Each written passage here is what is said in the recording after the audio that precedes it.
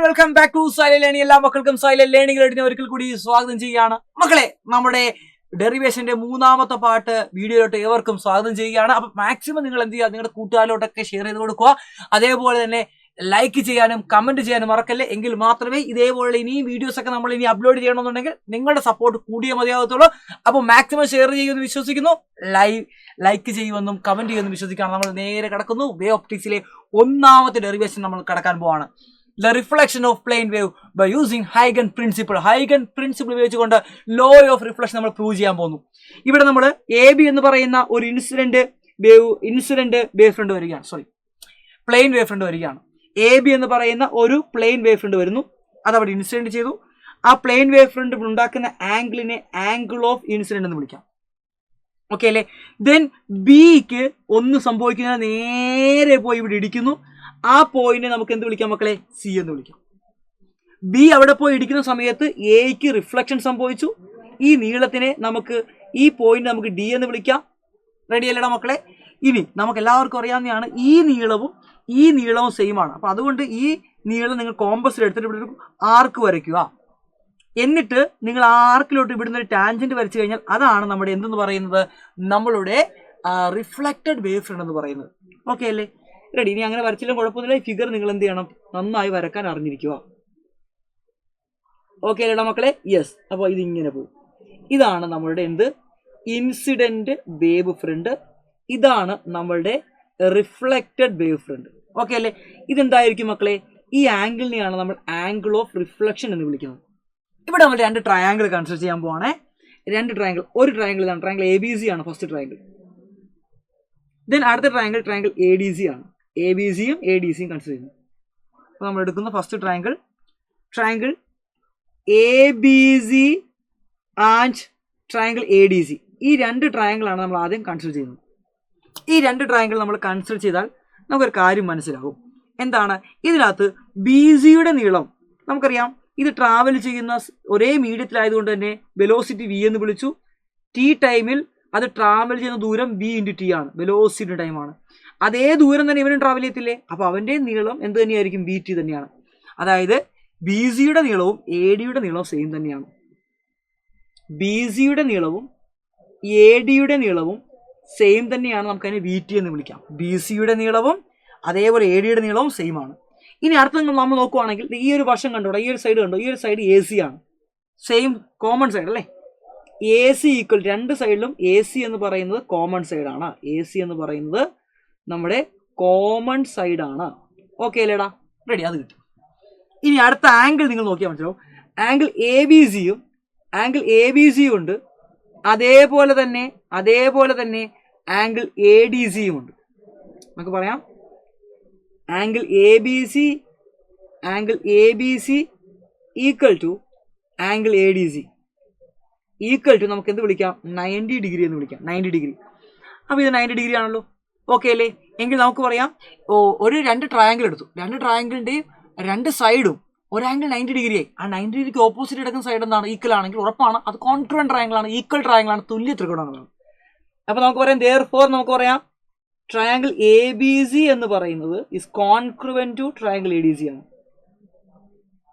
Ready അല്ലേ മക്കളെ? അപ്പോൾ A B C A D C congruent ആണെങ്കിൽ നമുക്ക് പറയാം ആംഗിൾ ഐ എന്ന് പറയുന്നതും ആംഗിൾ ആർ എന്ന് പറയുന്നതും ഈക്വൽ ആണ്.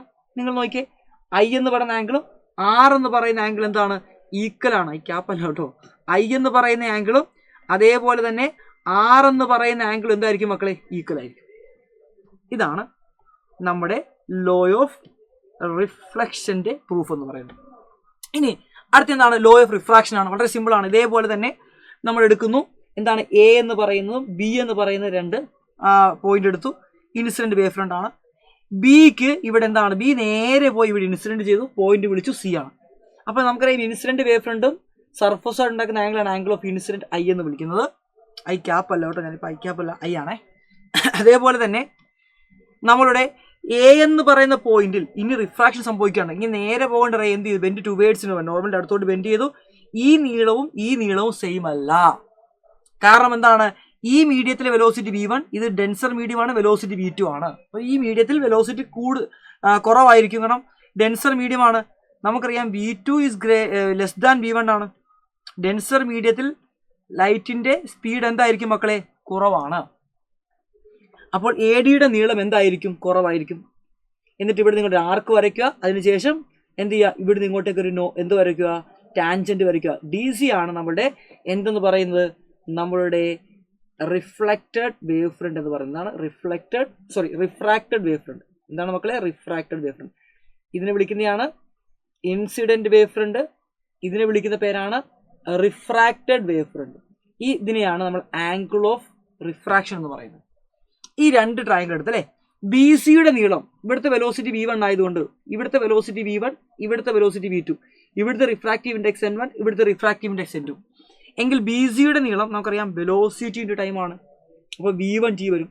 എ ഡിയുടെ നീളം v2 t വരും. ഇനി സൈൻ ഐയും സൈൻ ആറും കണ്ടുപിടിച്ച പരിപാടി കഴിഞ്ഞു. അപ്പോൾ സൈൻ ഐ കണ്ടുപിടിക്കാം. Sine I is equal to മക്കളെ സൈൻ ഐ എന്താണ്?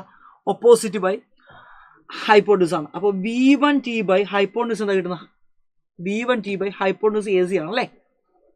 ഇതല്ലേടാ മക്കളെ നമ്മുടെ triangle? Yes, this is hypotenuse. അപ്പോൾ എ സി ആണ്. ഇനി സൈൻ ആർ എന്താണ്? Sine R is equal to v2 t by എന്താണ്? v2 t ബൈ എന്താണ്? എ സി ആണ്. ഇനി sine I by sine R എന്ത് കിട്ടും? Sine I by sine R is equal to നമുക്ക് രണ്ടും കൂടെ വെട്ടിക്കളയാം. എ സി പോയി, ടി ടി പോയി, v1 ബൈ v2 എന്ന് കിട്ടി. v1 by v2. ഇനി നമുക്ക് എല്ലാവർക്കും അറിയാം n is equal to C by V ആണ്. സി ബൈ വി ആണ്. n is equal to C by V ആണ്. ഇവിടെ നിന്നും നമുക്ക് പറയാം v is equal to C by N ആണ്. അപ്പോൾ v1 is equal to C by n1, v2 is equal to C by n2. രണ്ടും കൂടെ ഡിവൈഡ് ചെയ്തപ്പോൾ v1 ബൈ v2 എന്ത് കിട്ടും മക്കളെ? v1 by v2 is equal to രണ്ടും കൂടെ ഡിവൈഡ് ചെയ്ത് കഴിഞ്ഞാൽ സിയും സിയും പോയി n2 ചാടി മുകളിൽ കയറി. അപ്പോൾ n2 ബൈ n1 കിട്ടി. n2 ബൈ n1 എന്ന് കിട്ടി. Therefore നമുക്ക് ഇതിന് ഇക്വേഷൻ നമ്പർ 1 എന്ന് വിളിക്കാം. ഇതിന് ഇക്വേഷൻ നമ്പർ 2 എന്ന് വിളിക്കാം. ഇക്വേഷൻ 2 ഇൻ ഇക്വേഷൻ നമ്പർ 1 ചെയ്ത് കഴിഞ്ഞാൽ നമ്മുടെ ആൻസറായി എന്ത് കിട്ടി? നമ്മുടെ answer sine I by sine R എന്ന് പറയുന്നത് എന്തായിരിക്കും മക്കളെ? n2 by n1. n2 by n1. Yes, this is the final answer. Okay, അങ്ങനെ നമ്മൾ ലോ ഓഫ് റിഫ്ലക്ഷൻ അടിപൊളിയായിട്ട് പ്രൂവ് ചെയ്തിരിക്കുന്നു. വേവ് ഒപ്റ്റിക്സിലെ കംപ്ലീറ്റ് ഡെറിവേഷൻ നമ്മൾ ചെയ്തിരിക്കുകയാണ്. മക്കളെ, നമുക്ക് നമ്മുടെ അടുത്ത ചാപ്റ്ററിലോട്ട് കിടക്കാം. Dual nature of radiation and matter. അധികം ഡെറിവേഷൻസ് ഇല്ല, 2 ഡെറിവേഷൻസ് മാത്രമേ ഉള്ളൂ. അതും സ്ഥിരമായിട്ടൊന്നും പരീക്ഷകളിൽ ചോദിക്കാറില്ല. എങ്കിലും നിങ്ങൾ പഠിച്ചു വെക്കേണ്ട 2 പ്രധാനപ്പെട്ട ഡെറിവേഷൻ. ഒന്നാമത്തെ ഐൻസ്റ്റീൻ്റെ ഫോട്ടോ ഇലക്ട്രിക് ഇക്വേഷൻ. അതൊന്ന് ഡിറൈവ് ചെയ്യുന്നത് നല്ലത് തന്നെയാണ്. ഡിറൈവ് ചെയ്യാൻ മീൻസ് അതിൽ നിന്ന് വേറെയും കുറച്ച് പാരാമീറ്റേഴ്സ് നമുക്ക് കണ്ടുപിടിക്കാം. സിമ്പിളാണ്, അവിടെ വളരെ സിമ്പിളായിട്ട് പറയുവാണെങ്കിൽ ജസ്റ്റ് ഫൈൻ. കുറച്ച് തിയറി ഞാനിവിടെ ഉൾപ്പെടുത്തിയിട്ടുണ്ട്. ഒന്ന് സൗകര്യത്തോടൊന്ന് വായിച്ചു നോക്കുക. സ്ലൈഡ് ഞങ്ങൾ എന്തായാലും അപ്ലോഡ് ചെയ്ത് തരാം, കമ്മ്യൂണിറ്റിക്കകത്ത് ഇട്ട് തരാം, ടെൻഷനൊന്നും വേണ്ട. തിയറി മറ്റൊന്നുമല്ല, ഐൻസ്റ്റീൻ ഫോട്ടോ ഇലക്ട്രിക് ഇക്വേഷൻ പ്രകാരം നമ്മുടെ HNu എന്ന് പറയുന്ന എനർജിയാണ് ഈ പറയുന്ന ഫോട്ടോണിൽ നിന്ന് അബ്സോർബ് ചെയ്യുന്നത്, അല്ലെങ്കിൽ ലൈറ്റിൽ നിന്ന് അബ്സോർബ് ചെയ്യുന്നത്. ആ പറയുന്ന എനർജി 2 കാര്യങ്ങൾക്ക് വേണ്ടിയിട്ടാണ് ഇലക്ട്രോൺ യൂസ് ചെയ്യുന്നത്. ഒന്നാമത്തെ എന്ന് പറഞ്ഞു വെച്ചാൽ വർക്ക് ഫംഗ്ഷന് വേണ്ടിയിട്ടും, രണ്ടാമത്തെ എന്ന് പറഞ്ഞാൽ മാക്സിമം കൈനറ്റിക് എനർജിക്ക് വേണ്ടിയിട്ടാണ് യൂസ് ചെയ്യുന്നത്. സോ ഇക്വേഷൻ വൈസ് നമുക്ക് എങ്ങനെ പറയാൻ സാധിക്കുമെന്ന് പറഞ്ഞു വെച്ചാൽ HNu equal to φ0 plus KE maximum എന്ന് പറയാൻ സാധിക്കും. HNu equal to φ0 plus KE maximum എന്ന് പറയാൻ സാധിക്കും. ഇതാണ് ഇക്വേഷൻ. ഇത് തന്നെയാണ് നിങ്ങൾ പഠിക്കേണ്ടത്. Fine, okay. നമുക്ക് വേണമെങ്കിൽ KE മാക്സിമം, ഇതാണ് ഐൻസ്റ്റീൻ്റെ ഇക്വേഷൻ. ഇതങ്ങനെ തന്നെ പഠിച്ചു വെച്ചോ, വേറെ ഒന്നും നോക്കണ്ട. This is Einstein photo electric equation. ഇതാണ് പഠിക്കേണ്ടത്. HNu എന്ന് പറയുന്ന എനർജി ലൈറ്റിൽ നിന്ന് അബ്സോർബ് ചെയ്യുന്നു. അത് 2 കാര്യങ്ങൾക്ക് വേണ്ടിയാണ് യൂസ് ചെയ്യുന്നത്. φ0 എന്ന് പറഞ്ഞാൽ വർക്ക് ഫംഗ്ഷൻ ആണ്. KE മാക്സിമം എന്ന് പറഞ്ഞാൽ മാക്സിമം കൈനറ്റിക് എനർജിയാണ്. ഇനി എൻ്റെ മക്കളെല്ലാവരും ശ്രദ്ധിക്കേണ്ട കാര്യം, നമുക്ക് ഇവനെ ഒന്ന് റീഅറേഞ്ച് ചെയ്യാം. That is KE maximum equal to നമുക്ക് എന്ത് എഴുതാം? φ0 മൈനസ് HNu മൈനസ് φ0 എന്ന് എഴുതാം. ശരിയല്ലേ? HNu മൈനസ് φ0 എന്ന് പറഞ്ഞിട്ട് നമുക്ക് എഴുതാം. KE maximum equal to HNu minus φ0 എന്ന് എഴുതാം. സംശയമില്ലല്ലോ. So KE maximum equal to HNu minus φ0 എങ്ങനെ എഴുതാം? HNu0 എന്ന് എഴുതാം. ക്രിസ്റ്റൽ ക്ലിയർ അല്ലേ? അടിപൊളിയായിട്ട് മനസ്സിലായില്ലേ? HNu മൈനസ് HNu0 എന്ന് നമുക്ക് എഴുതാം. ഇനി ബാക്കിയുള്ള ഫർദർ സ്റ്റെപ്പുകളിലോട്ട് കിടക്കുന്നു. ഇതിൽ നിന്ന് സ്റ്റോപ്പിംഗ് പൊട്ടൻഷ്യലാണ് ഞാൻ ഡിറൈവ് ചെയ്യാൻ പോകുന്നത്. സോ കൈനറ്റിക് എനർജി മാക്സിമത്തിന് പകരം EV0 എന്ന് കൊടുക്കാം, which is equal to H common ആയിട്ട് പുറത്തെടുത്താൽ ന്യൂ മൈനസ് ന്യൂ0 എന്ന് വരും. ന്യൂ മൈനസ് ന്യൂ0 നമുക്ക് എല്ലാവർക്കും അറിയാം. Frequency equal to C by ലാംഡയാണ്. Frequency equal to C by ലാംഡയാണ്. റീപ്ലേസ് ചെയ്യാം. So EV0 equal to H into C by lambda minus C by lambda nought. C by lambda minus C by lambda ഉണ്ട്. C നമുക്ക് ഇതിൽ നിന്ന് commonly പുറത്തെടുക്കാമല്ലോ. C നമുക്ക് ഇതിൽ നിന്ന് കോമൺലി പുറത്തെടുക്കാം. So E V not equal to H C മാത്രമേ ഉള്ളൂ. H C into 1 by lambda minus 1 by lambda naught. Lambda naught എന്ന് പറഞ്ഞാൽ ത്രഷോൾഡ് വേവ് ലെങ്ത് ആണ്. ലാംഡ എന്ന് പറഞ്ഞാൽ വേവ് ലെങ്ത് ആണ്. ലാംഡ നോട്ട് എന്ന് പറഞ്ഞാൽ ത്രഷോൾഡ് വേവ് ലെങ്ത് ആണ്. സോ ഇതിൽ നിന്ന് സ്റ്റോപ്പിംഗ് പൊട്ടൻഷ്യൽ കണ്ടുപിടിക്കാം. So V not equal to H C by E into 1 by lambda minus 1 by lambda naught. H C by E into 1 by lambda minus 1 by lambda naught. ഇതാണ് stopping പൊട്ടൻഷ്യലിൻ്റെ expression എന്ന് പറയുന്നത്. ഇതും പഠിക്കണം, ഐൻസ്റ്റീൻ്റെ photo electric ഇക്വേഷനും പഠിക്കണം. ഇതും പഠിക്കണം, ഐൻസ്റ്റീൻ്റെ ഫോട്ടോ ഇലക്ട്രിക് ഇക്വേഷനും പഠിക്കണം. വളരെ ഇമ്പോർട്ടൻ്റ് ആണ്, പരീക്ഷകളിൽ ചോദിക്കാറുണ്ട്. കുറച്ച് റീപ്ലേസ്മെൻറ്റുകൾ കൂടി ഞാനിവിടെ താഴെ നൽകിത്തരാം. അഥവാ ഫൈ നോട്ടിന് പകരം നമുക്ക് എച്ച് ന്യൂ നോട്ട് എന്ന് റീപ്ലേസ് ചെയ്യാം. അത് നിങ്ങൾക്കറിയണം. കെ ഇ മാക്സിമത്തിന് പകരം നമ്മൾക്ക് റീപ്ലേസ് ചെയ്യാൻ സാധിക്കുന്നത് ഇ വി നോട്ടാണ്. ഇതും എൻ്റെ മക്കൾക്ക് അറിയണം. സിമിലറായി മറ്റൊരു റീപ്ലേസ്മെൻറ്റ് ഇവിടെ നടത്തി. അഥവാ ന്യൂ നോട്ടിന് പകരം സി ബൈ ലാംഡ നോട്ടാണ് റീപ്ലേസ്മെൻറ്റ് നടത്തിയത്. അതും നിങ്ങൾക്ക് എല്ലാവർക്കും അറിയേണ്ടതാണ്. ഇതെല്ലാം പ്രധാനപ്പെട്ടതാണ്, പരീക്ഷകളിൽ ചോദിക്കുന്നതാണ്. അടുത്തത് നമ്മൾ കടക്കാൻ പോകുന്നത് നമ്മുടെ സ്വന്തം de Broglie wavelength of electron ആണ് അടുത്തായിട്ട് ഡിറൈവ് ചെയ്യാൻ പോകുന്നത്. ഇലക്ട്രോണിൻ്റെ ഡി ബ്രോളി വേവ് ലെങ്ത് നമുക്ക് കണ്ടുപിടിക്കാം. നമുക്കറിയാം, ഡി ബ്രോളി പറഞ്ഞു ഈ പറയുന്ന പാർട്ടിക്കിൾസിന് ഒരു വേവ് നേച്ചർ ഉണ്ട്. മൈക്രോസ്കോപ്പിക് പാർട്ടിക്കിൾസ് ആയ സബറ്റോമിക് പാർട്ടിക്കിൾസ് ആയ ഇലക്ട്രോൺസ് ഒക്കെയാണ് അത് എക്സിബിറ്റ് ചെയ്യുന്നതെന്ന് പറഞ്ഞത്. സോ ആ പറയുന്ന ഡി ബ്രോളി വേവ് ലെങ്ത് ആണ് കണ്ടുപിടിക്കാൻ പോകുന്നത്. സിമ്പിളാണ്, നമുക്ക് എല്ലാവർക്കും അറിയുന്ന ഒരു എക്സ്പ്രഷനാണ്. That is lambda equal to H divide by M V എന്ന് എഴുതാം. അല്ലെങ്കിൽ lambda equal to H by P. ഇതാണ് ഡി ബ്രോളി വേവ് ലെങ്ത്തിൻ്റെ ജനറൽ എക്സ്പ്രഷൻ എന്ന് പറയുന്നത്. നമുക്കതിനെ ഇലക്ട്രോൺസിൻ്റെ ടേംസിലോട്ട് കൺവേർട്ട് ചെയ്യാൻ ശ്രദ്ധിക്കണം. സോ മൊമെൻറ്റത്തിന് ഇലക്ട്രോൺസിൻ്റെ ടേംസിലോട്ട് എങ്ങനെ കൺവേർട്ട് ചെയ്യാമെന്ന് വെച്ചാൽ നമുക്ക് എല്ലാവർക്കും അറിയാം, kinetic energy equal to half M V square ആണ്. ഹാഫ് എം വി സ്ക്വയർ ആണ്. ഞാൻ മുകളിലും താഴെയും മാസ് കൊണ്ട് മൾട്ടിപ്ലൈ ചെയ്യട്ടെ. So kinetic energy equal to M square V square divide by 2m ആയിട്ട് വരും. So kinetic energy equal to mass into velocity momentum. So P square divide by 2m ആയിട്ട് വരും. Therefore P square equal to 2m kinetic energy എന്ന് കിട്ടും. അപ്പോൾ P equal to എന്ത് കിട്ടും? Root of 2m kinetic energy എന്ന് കിട്ടും. സംശയമൊന്നും തന്നെ ഇല്ലാലോ. മൊമെൻറ്റത്തിന് പകരം root of P 2m kinetic energy എഴുതാം. സോ ഈ ഇക്വേഷനിലുള്ള മൊമെൻറ്റത്തിന് പകരം ഞാൻ എന്ത് റീപ്ലേസ് ചെയ്യാൻ പോവാണ്? Root of 2m kinetic energy എന്ന് റീപ്ലേസ് ചെയ്യാൻ പോവാണ്. ശ്രദ്ധിക്കണം. So de Broglie wavelength equal to H divided by root of 2m kinetic energy. Crystal clear ആയിട്ട് മനസ്സിലായില്ലേ? മറ്റൊരു റീപ്ലേസ്മെന്റ് കൂടി പറഞ്ഞുതരാം. നമുക്കറിയാം, കൈനറ്റിക് എനർജി മാക്സിമം ഇക്വൾ നമ്മൾ സ്റ്റോപ്പിംഗ് പൊട്ടൻഷ്യലിൻ്റെ ടേംസിൽ പഠിച്ചെന്താണ്? ഇ വി നോട്ടാണ്. പക്ഷെ ഇവിടെ ആക്സിലറേറ്റിംഗ് പൊട്ടൻഷ്യലാണ്. സോ എന്ത് എഴുതാം? ഇ വി എന്ന് കൊടുക്കാം. സ്റ്റോപ്പിംഗ് പൊട്ടൻഷ്യൽ അല്ല, ആക്സിലറേറ്റിംഗ് പൊട്ടൻഷ്യലാണ്. ഇലക്ട്രോൺസിനെ ആക്സിലറേറ്റ് ചെയ്യാണ്. സോ ഇ വി എന്ന് നമുക്ക് റീപ്ലേസ് ചെയ്യാം. So lambda equal to H divided by root of 2m EV എന്ന് കൊടുക്കാം. Right, H divide by 2m EV. Lambda എന്ന് പറഞ്ഞാൽ ഡി ബ്രോളി വേവ് ലെങ്ത് ആണ്. എച്ച് എന്ന് പറഞ്ഞാൽ പ്ലാങ്ക്സ് കോൺസ്റ്റന്റ് ആണ്. എം എന്ന് പറഞ്ഞാൽ മാസ് ഓഫ് ഇലക്ട്രോൺ ആണ്. ഇ എന്ന് പറഞ്ഞാൽ ചാർജ് ഓഫ് ഇലക്ട്രോൺ ആണ്. വി എന്ന് പറഞ്ഞാൽ ആക്സിലറേറ്റിംഗ് പൊട്ടൻഷ്യൽ ആണ്. വി എന്ന് പറഞ്ഞാൽ ആക്സിലറേറ്റിംഗ് പൊട്ടൻഷ്യൽ ആണ്. ഇത് പഠിക്കുക, വളരെ ഇമ്പോർട്ടൻ്റ് ആണ്. ഇതാണ് നമ്മുടെ സ്വന്തം ഡ്യുവൽ നേച്ചർ. ക്രിസ്റ്റൽ ക്ലിയർ ആയി എന്ന് പ്രതീക്ഷിക്കുന്നു. അടുത്ത ചാപ്റ്ററിലോട്ട് കിടക്കാം. മക്കളെ, നമുക്ക് നമ്മുടെ അടുത്ത ചാപ്റ്ററിലോട്ട് കിടക്കാം. ആറ്റംസ്. ഈ ചാപ്റ്ററിൽ കൂടിയേ നിങ്ങൾക്ക് ഡെറിവേഷൻസ് ഉള്ളൂ. കാരണം ഇതിന് ശേഷമുള്ള ന്യൂക്ലിയയിലാണെങ്കിലും സെമി കണ്ടക്ടേഴ്സിലാണെങ്കിലും ഡെറിവേഷൻസ് എന്ന് എടുത്തു പറയാൻ ഒന്നും തന്നെയില്ല. സോ ആറ്റംസിനകത്തും വലിയ ഭാരിച്ച ഡെറിവേഷൻസ് ഇല്ലെങ്കിൽ പോലും രണ്ട് കുഞ്ഞു കാര്യങ്ങളാണ് നമുക്ക് പരിശോധിക്കാനുള്ളത്. ഒന്നാമത്തെ, ഡിസ്റ്റൻസ് ഓഫ് ക്ലോസസ്റ്റ് അപ്രോച്ച്. അതിൻ്റെ ചെറിയൊരു ഡെറിവേഷൻ നിങ്ങൾക്ക് വേണ്ടി ഞാൻ കാത്തു വെച്ചിട്ടുണ്ട്. ഒന്നുമില്ലടാ. ഇപ്പം ന്യൂക്ലിയസ് ഇതാണെന്ന് വിചാരിക്കുക. ന്യൂക്ലിയസിലോട്ട് ഹെഡ് ഓൺ ആയിട്ട് ആൽഫ പാർട്ടിക്കിൾ വരുമ്പോൾ രണ്ടും പോസിറ്റീവ്ലി ചാർജ്ഡ് പാർട്ടിക്കിളാണ്. ഒരിക്കലും ആൽഫ പാർട്ടിക്കിൾ ഒരു സർട്ടൻ ഡിസ്റ്റൻസിന് അപ്പുറം കടന്നു വരാൻ സാധിക്കില്ല. അവിടെ ഇലക്ട്രോസ്റ്റാറ്റിക് ഫോഴ്സ് ഓഫ് റിപ്പൽഷൻ ഉണ്ട്. സോ ഈ ആൽഫ പാർട്ടിക്കിൾ ഇങ്ങനെ ഹെഡ് ഓൺ ആയിട്ട് വരുന്ന സമയത്ത് ഒരു പ്രോപ്പർ ഡിസ്റ്റൻസ് എത്തുമ്പോൾ electrostatic force of repulsion maximum ആയിരിക്കും. പിന്നെ മുന്നോട്ട് വരാൻ സാധിക്കില്ല. പിന്നെ പോയ വഴിയേ തന്നെ റീട്രേസ് ചെയ്ത് പുറകോട്ട് തന്നെ പോകും. സോ ഈ പറഞ്ഞ ആൽഫ പാർട്ടിക്കിളും ന്യൂക്ലിയസും അടുത്തടുത്ത് വന്നിരിക്കുന്ന ഈ ക്ലോസസ്റ്റ് ഡിസ്റ്റൻസിനെ വിളിക്കുന്ന പേരാണ് ഡിസ്റ്റൻസ് ഓഫ് ക്ലോസസ്റ്റ് അപ്രോച്ച്. ശ്രദ്ധിക്കടാ, ഇതാണ് നമ്മുടെ ആൽഫ പാർട്ടിക്കിൾ. 2e ചാർജുള്ള ആൽഫ പാർട്ടിക്കിൾ ഇങ്ങനെ മുന്നോട്ട് വന്നു. ഈ ഡിസ്റ്റൻസ് എത്തിക്കഴിഞ്ഞാൽ പിന്നെ അവന് മുന്നോട്ട് പോകാൻ പറ്റില്ല. കാരണം ന്യൂക്ലിയസും പോസിറ്റീവാണ്, ആൽഫ പാർട്ടിക്കിളും പോസിറ്റീവ്ലി ചാർജ് ആണ്. അവിടെ ഇലക്ട്രോസ്റ്റാറ്റിക് ഫോഴ്സ് ഓഫ് റിപ്പൽഷൻ ഉണ്ടാവും. സോ ഈ പോയിന്റ് എത്തിക്കഴിഞ്ഞാൽ പിന്നെ അവൻ എന്ത് ചെയ്യും? പിന്നെ അവൻ വന്ന വഴിയേ തന്നെ തിരിച്ചു പോകും. സോ ഈ പറയുന്ന ആൽഫ പാർട്ടിക്കിളും ന്യൂക്ലിയസും അടുത്തടുത്ത് വന്ന ആ ക്ലോസസ്റ്റ് ഡിസ്റ്റൻസിനെ വിളിക്കുന്ന പേരാണ് ഡിസ്റ്റൻസ് ഓഫ് ക്ലോസസ്റ്റ് അപ്രോച്ച്. ഇവിടെ ആൽഫ പാർട്ടിക്കിളിന്റെ ചാർജ് 2e ആണ്, ന്യൂക്ലിയസിന്റെ ചാർജ് ZE ആണ്. അത് പഠിച്ചു വയ്ക്കുക. സോ ഈ ഡിസ്റ്റൻസ് ഓഫ് ക്ലോസസ്റ്റ് അപ്രോച്ചിന്റെ എക്സ്പ്രഷൻ നമുക്ക് ഡിറൈവ് ചെയ്യാം. പരീക്ഷകൾ ഇന്നേ വരെ ചോദിച്ചിട്ടില്ല, എങ്കിലും ഡിറൈവ് ചെയ്യാം. കൈനറ്റിക് എനർജിയുടെ ഇക്വേഷൻ എന്താണ്? മൂവിംഗ് പാർട്ടികളിൽ ആൽഫ പാർട്ടിക്കിൾസ് ഉറപ്പായും അതിന് കൈനറ്റിക് എനർജി ഉണ്ടാവും, ഹാഫ് mv². പിന്നെ ഈ പറഞ്ഞ ആൽഫ പാർട്ടിക്കിളും ന്യൂക്ലിയസും അടുത്തടുത്ത് വരുന്ന സമയത്ത് ആ സിസ്റ്റത്തിന് ഒരു പൊട്ടൻഷ്യൽ എനർജി ഉണ്ടാവും. പൊട്ടൻഷ്യൽ എനർജിയുടെ ഇക്വേഷൻ നമ്മൾ ഓൾറെഡി പഠിച്ചിട്ടുണ്ട്. 1/4πε0 Q1 Q2 divide by R ആണ് ഇക്വേഷൻ. സോ ഇവിടെ എന്ത് വരും? 1/4πε0 Q1 പകരം charge of alpha particle 2e, Q2 പകരം ന്യൂക്ലിയസിന്റെ ചാർജ് ZE. ഡിസ്റ്റൻസ് എന്ന് പറഞ്ഞാൽ ഡിസ്റ്റൻസ് ഓഫ് ക്ലോസസ്റ്റ് അപ്രോച്ചിന് ഇക്വലന്റ് ആണ്.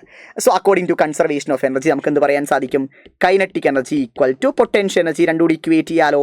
So kinetic energy equal to potential energy എന്താണ്? 1/4πε0 2e ZE divided by D ആണ്. Therefore D ഈക്വൽ ടു നമുക്ക് എന്ത് എഴുതാം? 1/4πε0 2e ZE divided by kinetic energy എന്ന് എഴുതാം. ഈ ഒരു എക്സ്പ്രഷൻ ഒന്ന് പഠിച്ചു വെച്ചോ, ഉപകാരപ്പെടും, വളരെ ഇമ്പോർട്ടൻ്റ് ആണ്, പരീക്ഷകളിൽ ചോദിക്കുന്നതാണ്. ഈ പറയുന്ന ഡിസ്റ്റൻസ് ഓഫ് ക്ലോസസ്റ്റ് അപ്രോച്ച് എന്ന് പറയുന്നത് മനസ്സിലാക്കി തന്നെ പഠിക്കുക കേട്ടോ. സെറ്റ്. അടുത്തത് ബോർ മോഡൽ. ആക്ച്വലി നമ്മുടെ സിലബസ് പ്രകാരം വലിയൊരു ഇമ്പോർട്ടൻസ് കൊടുക്കേണ്ട ആവശ്യമില്ല, എങ്കിലും ജസ്റ്റ് മനസ്സിലാക്കി വെച്ചോ. ബോർ മോഡൽ പ്രകാരം ഇലക്ട്രോൺസിന് ന്യൂക്ലിയസിന് ചുറ്റും തോന്നിയ സ്ഥലത്തൂടെ റിവോൾവ് ചെയ്യാൻ സാധിക്കില്ല. They can only revolve through certain stationary orbit. അങ്ങനെ സ്റ്റേഷനറി ഓർബിറ്റിലൂടെ റിവോൾവ് ചെയ്യുന്ന ഇലക്ട്രോണിൻ്റെ ആംഗുലർ മൊമെൻറ്റം എന്ന് പറഞ്ഞാൽ എന്തായിരിക്കും? L equal to MVR equal to equation പഠിച്ചു വെച്ചോ, NH/2π ആയിരിക്കും. അഥവാ H/2πയുടെ ഇൻറ്റീജർ മൾട്ടിപ്പിൾ ആയിരിക്കും ആംഗുലർ മൊമെൻറ്റം എന്ന് പറയുന്ന കാര്യം. അത് കൃത്യമായി തന്നെ മനസ്സിലാക്കി വെച്ചോ, മനസ്സിലാക്കി പഠിച്ചു വെച്ചോ. N എന്ന് പറഞ്ഞാൽ പ്രിൻസിപ്പൽ ക്വാണ്ടം നമ്പർ ആണ്, M എന്ന് പറഞ്ഞാൽ മാസ് ഓഫ് ഇലക്ട്രോൺ ആണ്, അതുപോലെ തന്നെ V എന്ന് പറഞ്ഞാൽ ഓർബിറ്റൽ വെലോസിറ്റി ആണ്, R എന്ന് പറഞ്ഞാൽ റേഡിയസ് ഓഫ് ഓർബിറ്റ് ആണ്. പഠിച്ചു വെക്കുക. ഇനി അതുപോലെ തന്നെ എപ്പോഴാണ് ഇലക്ട്രോൺ എനർജി റേഡിയേറ്റ് ചെയ്യുക? ഒരു സ്റ്റേഷനറി ഓർബിറ്റുകളിലൂടെ ഇലക്ട്രോൺ കറങ്ങുകയാണെങ്കിൽ ഒരിക്കലും അത് എനർജി റേഡിയേറ്റ് ചെയ്യില്ല. അതൊരു ഹയർ എനർജിയുള്ള ഓർബിറ്റിൽ നിന്ന് ഒരു ലോവർ എനർജിയുള്ള ഓർബിറ്റിലോട്ടൊരു ട്രാൻസിഷൻ നടത്തുമ്പോൾ മാത്രമേ അത് എനർജി റേഡിയേറ്റ് ചെയ്യത്തുള്ളൂ. ശ്രദ്ധിക്കുക. സോ EI ആണ് ഹയർ എനർജിയുള്ള ഓർബിറ്റ് എന്ന് വിചാരിക്കുക, EF ആണ് ലോവർ എനർജിയുള്ള ഓർബിറ്റ് എന്ന് വിചാരിക്കുക. സോ EIയിൽ നിന്ന് EF ഇലക്ട്രോൺ ജമ്പ് ചെയ്യുമ്പോൾ മാത്രമേ അത് എനർജി റേഡിയേറ്റ് ചെയ്യത്തുള്ളൂ. സോ അത് എമിറ്റ് ചെയ്യുന്ന എനർജി എന്ന് പറഞ്ഞാൽ ഫോട്ടോണിൻ്റെ രൂപത്തിലായിരിക്കും. That is energy equal to H equal എന്ത് എഴുതാം? EI മൈനസ് EF എന്ന് എഴുതാം. H equal to EI minus EF. കാരണം ഫോട്ടോണിൻ്റെ എനർജി ആയ H ആണ് അത് എമിറ്റ് ചെയ്യുക. So energy emitted equal to initial energy ലെവലിൻ്റെ എനർജി മൈനസ് ഫൈനൽ എനർജി ലെവലിൻ്റെ energy. So H equal to EI minus EF എന്ന് എഴുതാം. സോ ന്യൂ അഥവാ frequency of the emitted photon equal to EI minus EF divide by H എന്ന് നമുക്ക് എഴുതാം. This is not that much important, പക്ഷെ പഠിക്കുന്നത് നല്ലതായിരിക്കും കേട്ടോ. പഠിക്കുന്നത് നല്ലതായിരിക്കും, ജസ്റ്റ് ഒന്ന് പഠിച്ച് മാത്രം വയ്ക്കുക കേട്ടോ ബോർ മോഡൽ. Okay fine. ഇനി അടുത്തത് ഇതിൻ്റെയൊക്കെ എക്സ്പ്രഷൻ മാത്രമേ നമുക്ക് ആവശ്യമുള്ളൂ. റേഡിയസിൻ്റെ expression N² H² divide by pi ME². ഇവിടെ നിങ്ങൾക്ക് ഒരു കാര്യം അറിഞ്ഞിരിക്കണം. Radius is proportional to principal quantum number square. അതിൻ്റെ റേഷ്യോ 1:4:9:16 ആണ്. അടുത്തത് nth ഓർബിറ്റിൻ്റെ radius equal to N² into first ഓർബിറ്റിൻ്റെ radius RN equal to N² R1. ഇതെല്ലാവരും പഠിച്ചു വെക്കണം. ഇതാണ് റേഡിയസുമായി ബന്ധപ്പെട്ട ഇക്വേഷൻ. പിന്നെ ഈ റിലേഷൻസ് ഒക്കെ ഒന്ന് പഠിച്ചു വെക്കണം. അടുത്ത വെലോസിറ്റി ഓറിയൻറ്റഡ് ആയിട്ട് പറയുവാണെങ്കിൽ velocity is inversely proportional to principal quantum number. ഇതറിയണം. അഥവാ ഇന്നർ ഓർബിറ്റുകളിൽ റിവോൾവ് ചെയ്യുന്ന ഇലക്ട്രോണിനാണ് കൂടുതൽ വെലോസിറ്റി ഉണ്ടാവുക. ഔട്ടർ ഓർബിറ്റുകളിൽ റിവോൾവ് ചെയ്യുന്ന ഇലക്ട്രോൺസിന് വെലോസിറ്റി അല്ലെങ്കിൽ സ്പീഡ് കമ്പാരിറ്റീവ്ലി കുറവായിരിക്കും. എക്സ്പ്രഷൻ പഠിച്ചു വെച്ചോ. എനർജി ഇതിൻ്റെ ഡെറിവേഷൻ കറന്റ് സിലബസ് ഇല്ല. ഡെറിവേഷൻ എനർജി ഓറിയൻറ്റഡ് ആയത് -13.6 ഡിവൈഡ് ബൈ N² ആണ്.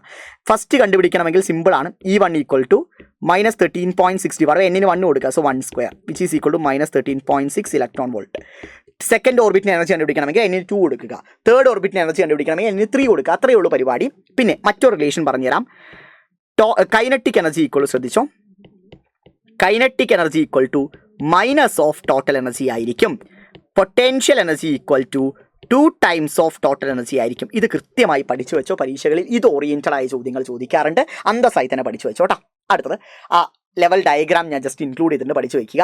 പിന്നെ എക്സൈറ്റേഷൻ എനർജി എന്നൊരു കാര്യം കൂടി നിങ്ങൾക്കുണ്ട്. എക്സൈറ്റേഷൻ എനർജി ജസ്റ്റ് ഒരു സിമ്പിൾ കോൺസെപ്റ്റ് നിങ്ങൾ മനസ്സിലാക്കിയാൽ മതി. ഫസ്റ്റ് എക്സൈറ്റേഷൻ എനർജി എന്ന് പറഞ്ഞാൽ അതിനാണ് ഞാൻ ഇത് കൊണ്ടുവന്നത്. ഫസ്റ്റ് എക്സൈറ്റേഷൻ എനർജി എന്ന് പറഞ്ഞാൽ നമുക്ക് എല്ലാവർക്കും അറിയാം. ഇതാണ് first excited state. First excited state എന്ന് പറയുക. ഇത് നമ്മുടെ സെക്കൻഡ് എക്സൈറ്റഡ് സ്റ്റേറ്റ് ആണ്. സോ ഫസ്റ്റ് എക്സൈറ്റേഷൻ എനർജി എന്ന് പറഞ്ഞാൽ ഗ്രൗണ്ട് സ്റ്റേറ്റിലുള്ള ഒരു ഇലക്ട്രോണിന് N ഈക്വൽ ടു 2 പോകാൻ ആവശ്യമുള്ള എനർജിയെ വിളിക്കുന്ന പേരാണ് ഫസ്റ്റ് എക്സൈറ്റേഷൻ എനർജി. ഗ്രൗണ്ട് സ്റ്റേറ്റിൽ നിന്ന് N ഈക്വൽ ടു 3 അഥവാ തേർഡ് ഓർബിറ്റിലോട്ട് പോകാൻ ആവശ്യമുള്ള എനർജിയെ വിളിക്കുന്ന പേരാണ് സെക്കൻഡ് എക്സൈറ്റേഷൻ എനർജി എന്ന് പറയുക. പഠിച്ചു വയ്ക്കുക കേട്ടോ. സോ ഫസ്റ്റ് എക്സൈറ്റേഷൻ എനർജിയെ നമുക്ക് എന്ത് കൊടുക്കാം? E1 എന്ന് കൊടുക്കാം. ദാറ്റ് ഈസ് ഈക്വൽ ടു അത് എവിടെ നിന്ന് എങ്ങോട്ടാണ്? ഗ്രൗണ്ട് ലെവലിൽ നിന്ന് രണ്ടാമത്തതിലോട്ട് പോകാൻ ആവശ്യമുള്ള എനർജി അല്ലേ. സോ എന്തെഴുതാം? E2 മൈനസ് E1 എന്ന് കൊടുക്കാം. First excitation energy E equal to തന്നെ കൊടുക്കാവേ.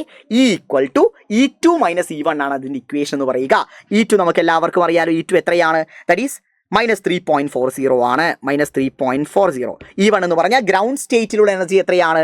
-13.6 ആണ്. ഇത് ചെയ്യുമ്പോൾ നിങ്ങൾക്ക് ഇലക്ട്രോൺ വോൾട്ടിൽ കിട്ടും. അതാണ് first excitation energy. Second excitation energy എങ്ങനെ പിടിക്കാം? ദാറ്റ് ഈസ് E3 - E1 അഥവാ ഒന്നാമത്തതിൽ നിന്ന് മൂന്നാമത്തെ ഓർബിറ്റിലോട്ട് പോകാൻ ആവശ്യമുള്ള എനർജിയാണെന്ന് പറയുക സെക്കൻഡ് എക്സൈറ്റേഷൻ എനർജി എന്ന് പറയുക. അത് കണ്ടുപിടിക്കാൻ വളരെ എളുപ്പമാണ്. E3 എത്രയാണ്? E3യുടെ എനർജി -1.5 ആണ്. സോ -1.5 -13.6 ചെയ്യുമ്പോൾ നിങ്ങൾക്ക് ഇലക്ട്രോൺ വോൾട്ടിൽ തന്നെ കിട്ടും. പഠിച്ചു വയ്ക്കുക കേട്ടോ. ലാസ്റ്റ് വണ്ണിലോട്ട് കിടക്കുന്നു. De Broglie explanation or Bohr postulate. De ബ്രോളിയുടെ എക്സ്പ്ലനേഷൻ സിമ്പിളായിട്ട് പഠിപ്പിച്ചു തരാം. ആദ്യം ബോർ പോസ്റ്റ്ലേറ്റ് ഒന്ന് ഓർത്ത് വെച്ചോ. L = mvr = nh/2π ആണ്. ഇതൊന്ന് മനസ്സിലാക്കി വെച്ചോട്ടെ. ഇതിലോട്ടാണ് ഡി ബ്രോളി കൊണ്ടുവരുന്നത് കേട്ടോ. ഡി ബ്രോളി പറയുന്നത് എന്താണ്? ഈ പറഞ്ഞ ഇലക്ട്രോൺ പോലുള്ള സബ്അറ്റോമിക് പാർട്ടിക്കിൾസിന് വേവ് നേച്ചർ ഉണ്ട്. സോ അതിൻ്റെ വേവ് ലെങ്ത് ആണ് ഇവിടെ കാണിച്ചിരിക്കുന്നത്. ഇതുപോലുള്ള n നമ്പർ ഓഫ് വേവ് ലെങ്ത്തുകൾ കൂടി ചേരുമ്പോഴല്ലേ ഈ പറയുന്ന ഓർബിറ്റിൻ്റെ സർക്കംഫറൻസ് കിട്ടുക. ലാംഡയാണ് വേവ് ലെങ്ത്. ഒരു ഇലക്ട്രോണിൻ്റെ വേവ് ലെങ്ത് നമുക്ക് ലാംഡയായിട്ട് എടുക്കാം. ഇതുപോലെ n നമ്പർ ഓഫ് വേവ് ലെങ്ത്തുകൾ കൂടി ചേരുമ്പോഴല്ലേ ഒരു ഓർബിറ്റിൻ്റെ സർക്കംഫറൻസ് നമുക്ക് കിട്ടുക. തീർച്ചയായും അങ്ങനെ തന്നെയാണ്. n നമ്പർ ഓഫ് വേവ് ലെങ്ത്തുകൾ കൂടി ചേരുമ്പോഴാണ് സർക്കംഫറൻസ് കിട്ടുക. സർക്കംഫറൻസ് അല്ലെങ്കിൽ പെരിമീറ്ററിൻ്റെ ഇക്വേഷൻ 2πr = എന്ത് എഴുതാം? n ലാംഡ എന്ന് എഴുതാം. ലാംഡൻ്റെ ഇക്വേഷൻ നമുക്ക് ഓൾറെഡി അറിയാം. ദാറ്റ് ഈസ് h/mv ആണ്. h/mv ആണ്. റീപ്ലേസ് ചെയ്യട്ടെ. 2πr = nh/mv എന്ന് വരും. mv ഇങ്ങോട്ട് എടുക്കുവാണേ. സോ mvr = എന്ത് വരും? nh/2π എന്ന് കിട്ടും. ഇതാണ് ഡി ബ്രോളിയുടെ ബോർ എക്സ്പ്ലനേഷൻ എന്ന് പറയുന്നത്. mvr = nh/2π. അതന്നെയല്ലേ ഇവിടെ കണ്ടുപിടിച്ചത്. mvr = nh/2π. So de Broglie കൂടി ബോറിൻ്റെ ആ ഒരു എക്സ്പ്ലനേഷൻ കൃത്യമായി തന്നെ പ്രൂവ് ചെയ്തിട്ടുണ്ട്. അടിപൊളിയായിട്ട് മനസ്സിലായില്ലേ? സോ ഇത്രയൊക്കെയാണ് +2 ഫിസിക്സിനകത്തുള്ള ഡെറിവേഷൻസ് എന്ന് പറയുന്നത്. ന്യൂക്ലിയസിനകത്തും സെമി കണ്ടക്ടേഴ്സിനകത്തും വലിയ ഡെറിവേഷൻസ് ഇല്ല. സോ ഗൈസ് ഇത്രയാണ്. സോ 3 പാർട്ടിൽ നമ്മൾ കംപ്ലീറ്റ് ചെയ്തിരിക്കുന്നു. എല്ലാവർക്കും വർത്താണെന്ന് വിശ്വസിക്കുന്നു. കൃത്യമായിട്ട് കാര്യങ്ങൾ മനസ്സിലായി എന്ന് പ്രതീക്ഷിക്കുന്നു. So guys love you all. Express revision കൃത്യമായി തന്നെ ഫോളോ ചെയ്യുക. പരീക്ഷയുടെ മുമ്പായിട്ട് 100 മോസ്റ്റ് ഇമ്പോർട്ടൻറ്റ് ക്വസ്റ്റ്യൻസും സൂപ്പർ 60 ആയിട്ടും ഒട്ടനവധി കോണ്ടന്റ് വീഡിയോസും ആയിട്ടും ഞങ്ങൾ തിരിച്ചു വരുന്നതായിരിക്കും. അടിപൊളിയായിട്ട് പഠിക്കുക, അന്തസ്സായിട്ട് മനസ്സിലാക്കുക. So guys love you all. Take care. By.